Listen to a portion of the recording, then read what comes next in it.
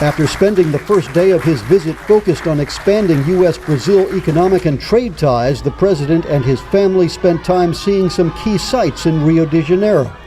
But one of those stops, a visit to the large favela or slum known as City of God, also buttressed a key message that inclusion of people from all levels of society and all races strengthens democracy and furthers development and economic progress.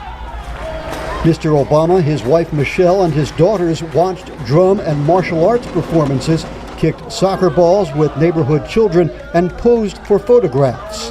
The President of the United States of America, Barack Obama. The visit there also carried over to Mr. Obama's address at Rio's Municipal Theater, in which he said hope is returning to places where fear once prevailed, and hailed Brazil's success in lifting millions from poverty through new security and social programs. Brazil, he said, has gone from dictatorship to a thriving democracy, and in so doing has inspired the world. For so long, Brazil was a nation brimming with potential but held back by politics, both at home and abroad. For so long, you were called a country of the future, told to wait for a better day that was always just around the corner.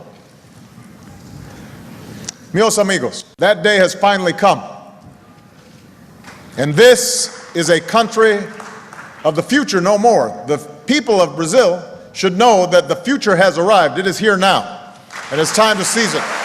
Mr. Obama said the U.S. and Brazil had similar histories as former colonies that welcomed waves of immigrants, eventually cleansing the stain of slavery, with similar struggles for equality for people of all races and backgrounds.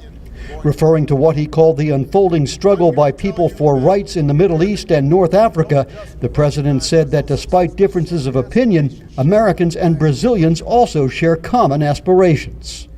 We all seek to be free. We all seek to be heard. We all yearn to live without fear or discrimination. We all yearn to choose how we are governed.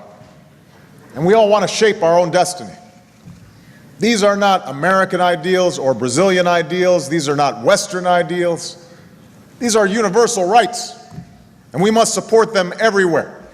Mr. Obama also joked about his hometown of Chicago losing out to Rio de Janeiro in the competition to host the 2016 Olympic Games, and received loud applause when he said he intends to return to see the game. And I intend to come back in 2016 to watch what happens. The president has been receiving continuous updates on Allied military operations in Libya to enforce a no-fly zone to protect civilians from attacks by forces loyal to Muammar Gaddafi. He had a secure conference call with his national security advisor, Tom Donilon, Secretary of State Hillary Clinton, Secretary of Defense Bob Gates, and General Carter Ham, who heads the U.S. Africa Command. White House officials say Libya came up in broad terms during discussions President Obama had on Saturday with Brazil's President Dilma Rousseff, focusing on shared concerns for the Libyan people. Before departing Brazil, the president, his wife Michelle, and their daughters will visit the famous Christ the Redeemer statue, an icon of Rio and for Brazil, atop Corcovado Mountain towering above the city. Next stop is Chile, where Mr. Obama will meet with President Sebastián Pinheiro. Dan Robinson, VOA News, with President Obama in Rio de Janeiro.